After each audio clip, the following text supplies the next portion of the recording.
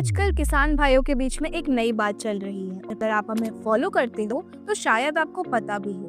बात है carbon credit की। पहले लगता था कि ये बात सिर्फ बड़ी बड़ी कंपनी के लिए है, लेकिन अब ये शहरों से किसानों के लिए भी आ चुकी है। सिंपल बात है, अगर आप ऐसी खेती कर रहे हो जो पर्यावरण को बचा रहा है और आपकी मिट्टी को बचा रहा है, तो आपको उसकी एक्स्ट्रा इनकम मिल सकती है। और इसी एक्स्ट्रा इनकम को पाने के लिए आप जैविक खेती के तरीके अपना सकते हो। इन तरीकों की वजह से कार्बन आपकी मिट्टी में स्टोर हो। बड़ी बड़ी कंपनियां ये चेक करेंगी कि आप कौन से तरीके इस्तेमाल कर रहे हो और आपकी जमीन में कितना कार्बन है। इसके हिसाब से आपको कार्बन क्रेडिट मिलेगा। आने वाले टाइम में यही कार्बन क्रेडिट आपकी एक एक्स्ट्रा इनकम बन सकती है, जहाँ खेती के साथ साथ एनवायरनमेंट का भी ध्यान रखने का आपको फायदा मिलेगा।